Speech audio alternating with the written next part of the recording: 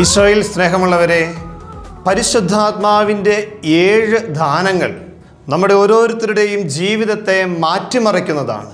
നമ്മളായിരിക്കുന്ന ജീവിത മേഖലകളിൽ പ്രത്യാശയോടെ, പുത്തൻ അഭിഷേകത്തോടെ, പുതുചൈതന്യത്തോടെ ജീവിക്കുവാൻ കരുത്തു നൽകുന്നതാണ് പരിശുദ്ധാത്മാവിൻ്റെ 7 ദാനങ്ങൾ.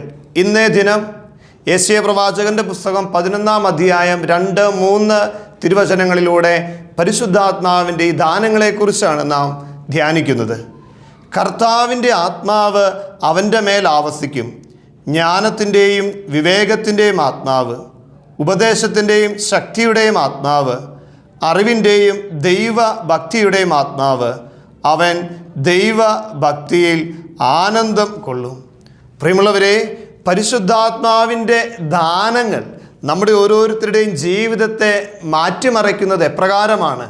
ജ്ഞാനത്തോടെ, വിവേകത്തോടെ നമ്മളായിരിക്കുന്ന ജീവിത മേഖലകളിൽ ശരിയേത് തെറ്റേത് എന്ന് വിവേചിച്ചറിയുവാനുള്ള കഴിവ് നമുക്ക് നൽകുന്നത് ഈ പരിശുദ്ധാത്മാവിൻ്റെ ദാനങ്ങളാണ്.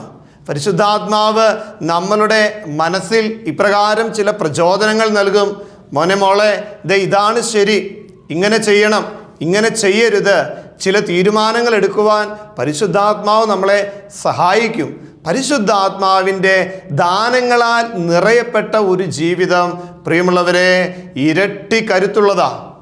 ദൈവത്തിൻ്റെ ശക്തമായ ഇടപെടൽ അനുഭവിക്കുന്ന ഒരു വ്യക്തിയുടെ ജീവിതമാണ് പരിശുദ്ധാത്മാവിനാൽ നിറയപ്പെട്ട ജീവിതം എന്ന് പറയുന്നത്.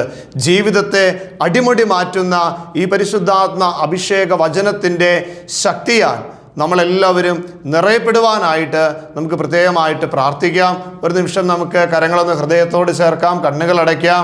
നമ്മുടെ ഇന്നിൻ്റെ പ്രാർത്ഥനകളെ, നമ്മുടെ ജീവിത മേഖലകളെ, നാം ആയിരിക്കുന്ന ജീവിത അവസ്ഥകളെ ദൈവസന്നിധിയിലേക്ക് സമർപ്പിച്ച്, ദൈവമേ, പരിശുദ്ധാത്മാവിൻ്റെ ദാനങ്ങളാൽ ഞങ്ങളെ ഓരോരുത്തരെയും നിറയ്ക്കണമേ.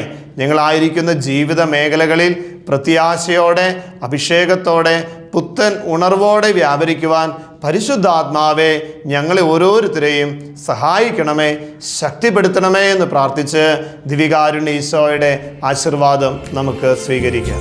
പരിശുദ്ധ പരമദിവ്യകാരുണ്യത്തിന്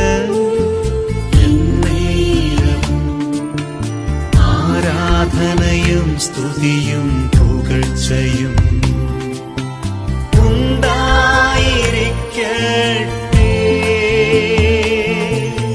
പരിശുദ്ധ പരമദിവ്യകാരുണ്യത്തിന് നേരവും ആരാധനയും സ്തുതിയും പുകഴ്ചയും